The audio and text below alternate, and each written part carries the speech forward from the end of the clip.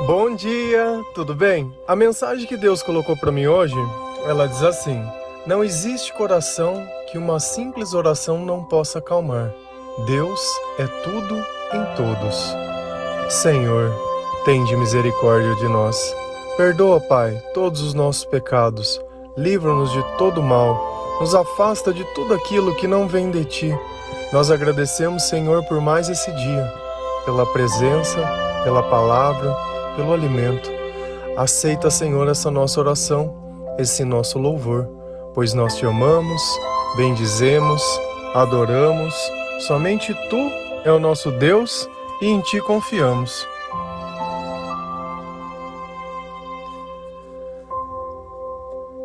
A oração nós fazemos em silêncio. É uma conversa entre o nosso coração e o Senhor.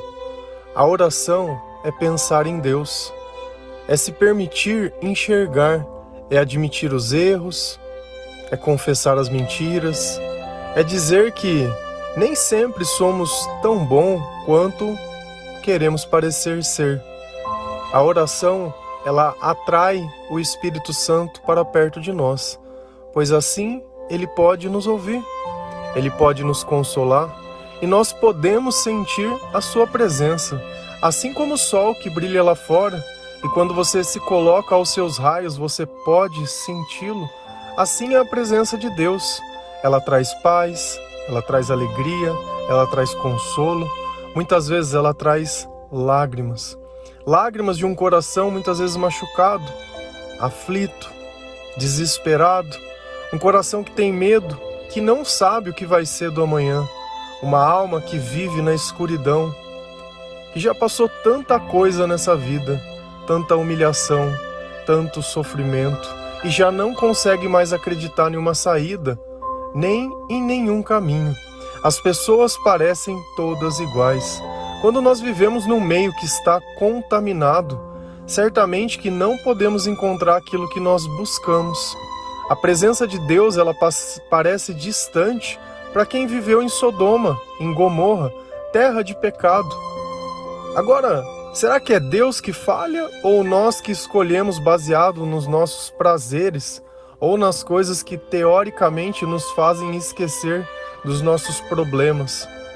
O problema nunca é Deus, o problema sempre somos nós. Se a gente vai lá em Oséias 7, versículo 14, a palavra do Senhor lá diz assim: eles não clamam a mim do fundo do coração, quando gemem orando em suas camas. Ajuntam-se por causa do trigo e do vinho, mas se afastam de mim.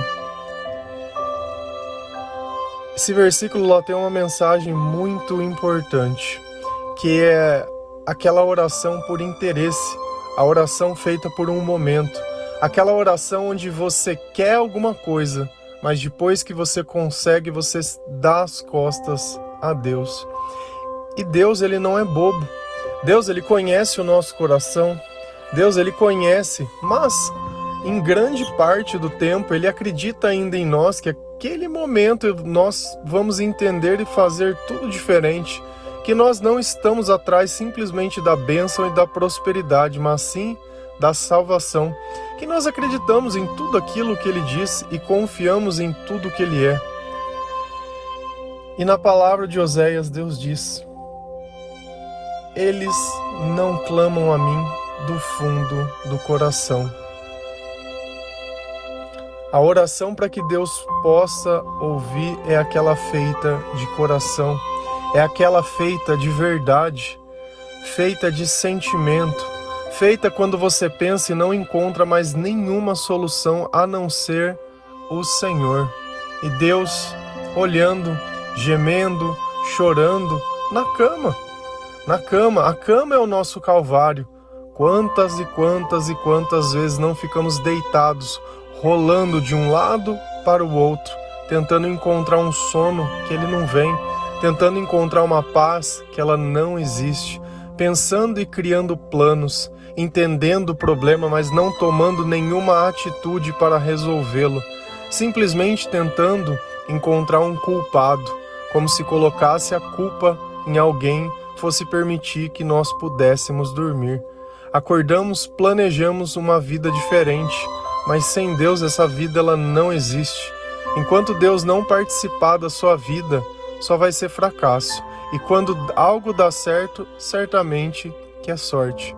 O mal, quando ele quer nos manipular, ele simplesmente dá aquilo que a gente quer, porque assim como Deus, ele também consegue fazer milagres. A diferença é que ele vai dar algo para que você possa se destruir. E essa passagem, ela fala sobre o interesse. Ajuntam-se por causa do trigo e do vinho, mas se afastam de mim.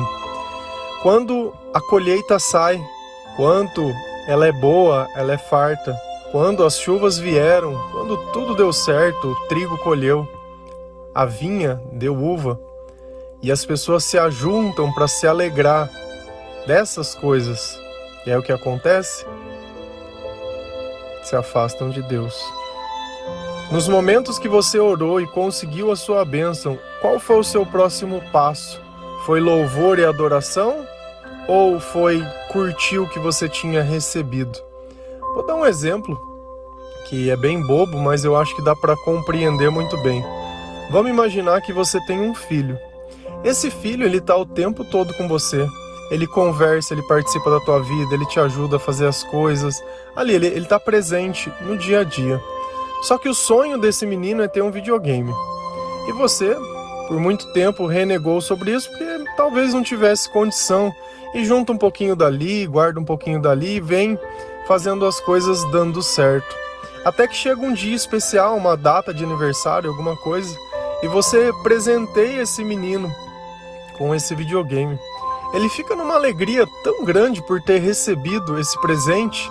Ele se joga no chão, ele grita, ele dá a volta, ele conta para todo mundo, muito feliz. E aí você monta esse videogame, ele lá, né?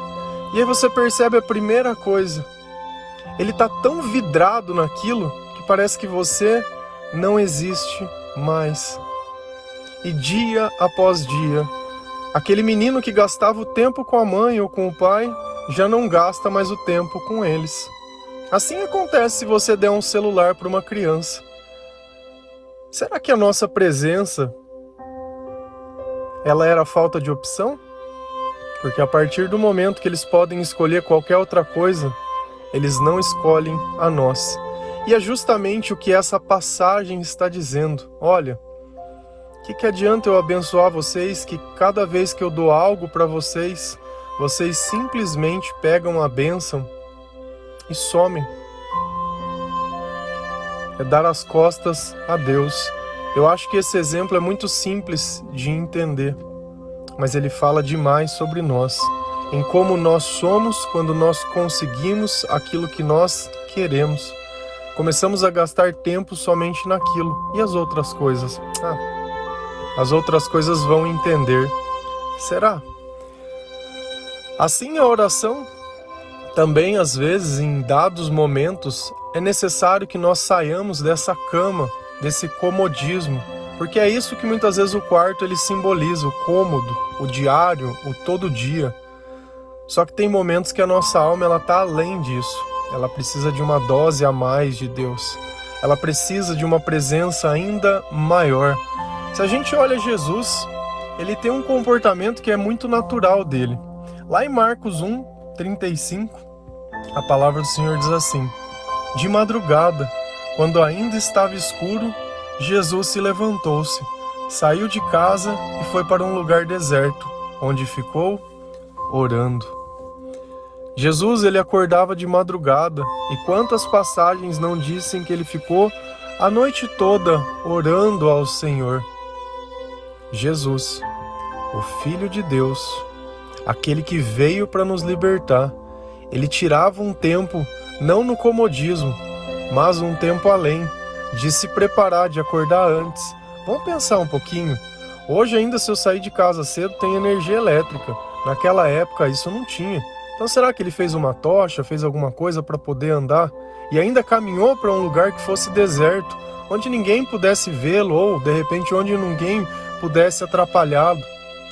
De repente ficou caminhando, pensando.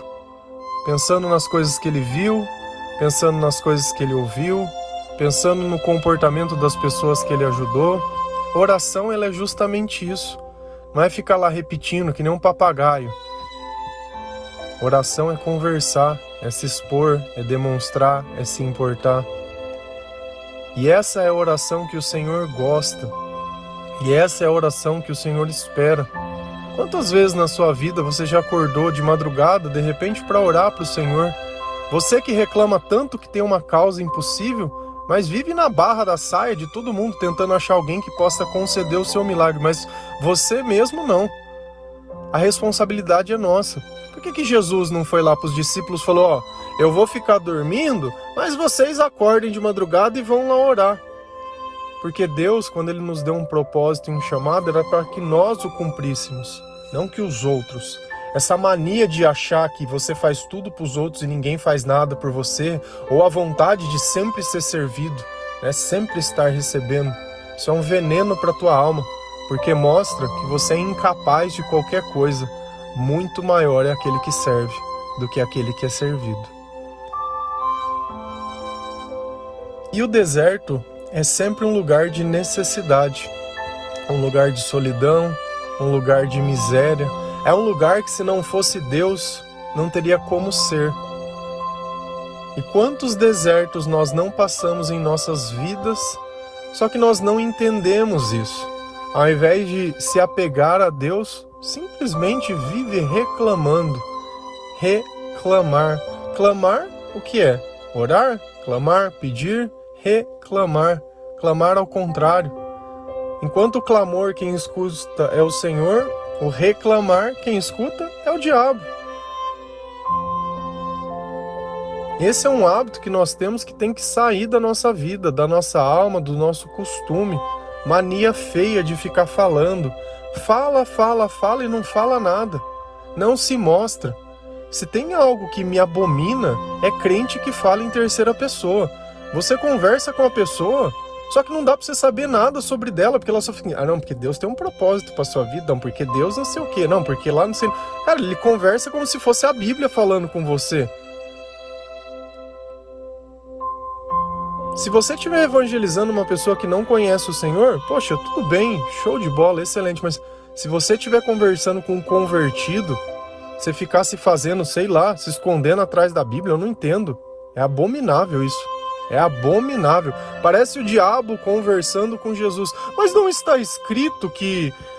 Não está escrito que... Não está escrito que... No fundo, ele estava tentando ver o que Jesus ia fazer. Não estava falando dele. Ele estava tentando manipular Jesus. Eu tenho medo de pessoas assim. De crente que fala em terceira pessoa. Você é doido. Nós temos que ter mais de nós. Demonstrar aquilo que Deus faz, testemunhar, partilhar. É isso que eu sempre faço. Resgato uma história de um dia, uma de outro, e no meio do evangelho a minha vida se mistura, porque essa é a razão do Senhor estar na nossa vida.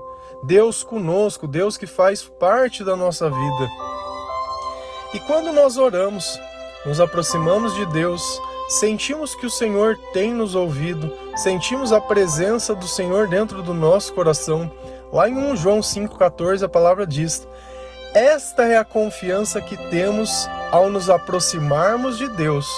Se pedimos alguma coisa de acordo com a vontade de Deus, Ele nos ouvirá. Então os nossos pedidos não podem ser simplesmente pedidos, eles têm que estar alinhados com a vontade de Deus. E qual é a vontade de Deus?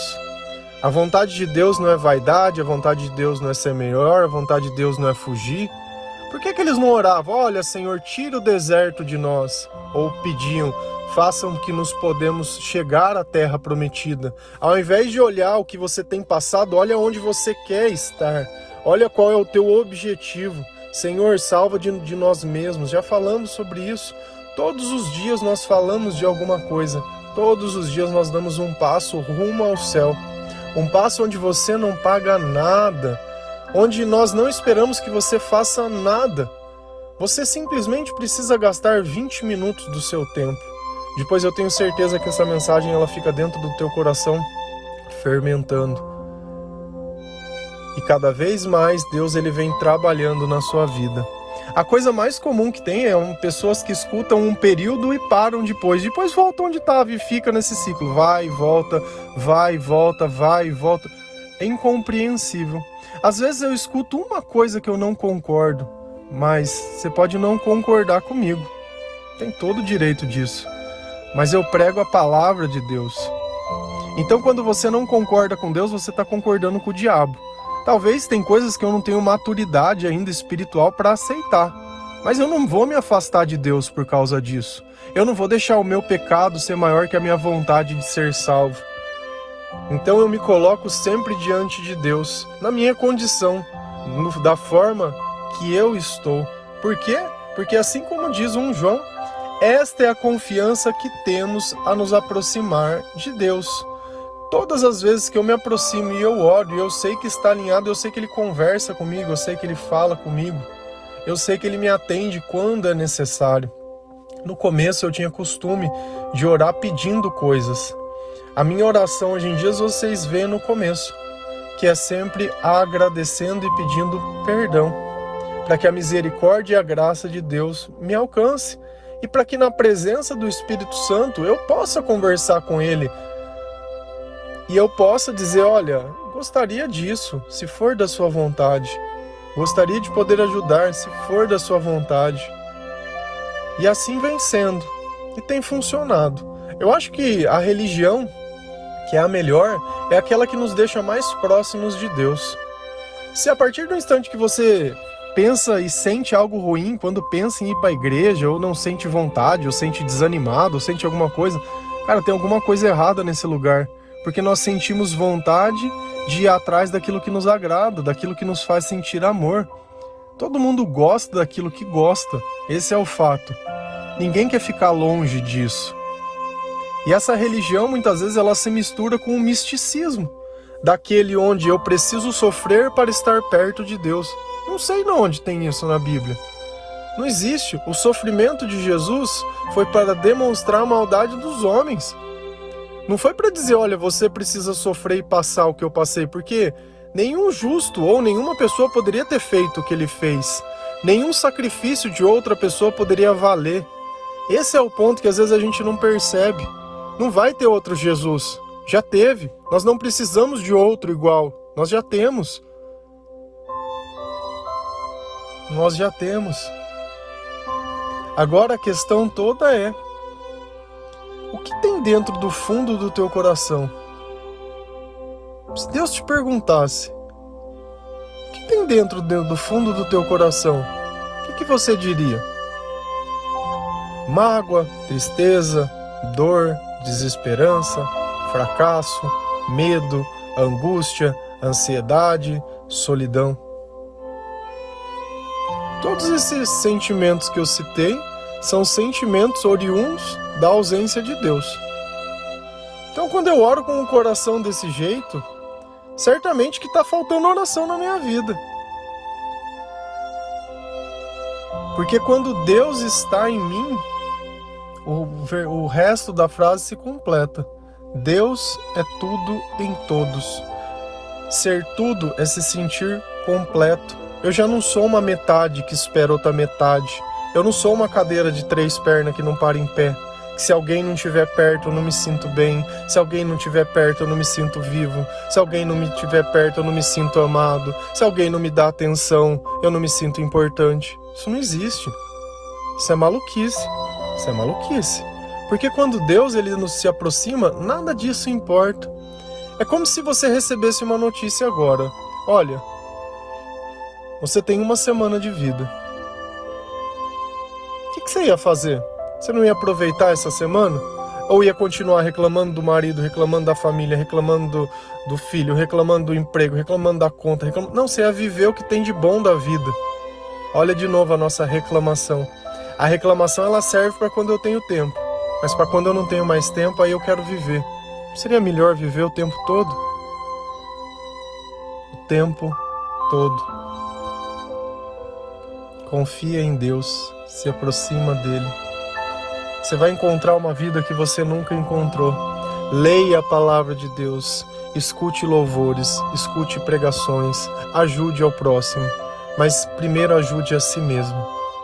porque não adianta nada vestir uma máscara de bondade enquanto o seu coração não estiver convertido. Amém?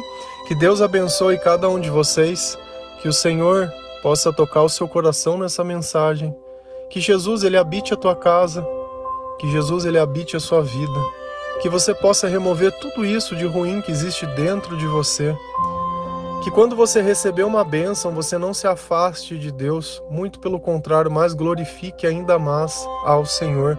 Não esqueça daqueles que te ajudaram a alcançar o teu caminho, porque senão você vai ser como essa criança que recebe a bênção e esquece aquele que te deu. Amém? Deus abençoe cada um de vocês. Feliz a nação cujo Deus é o Senhor. Um bom dia.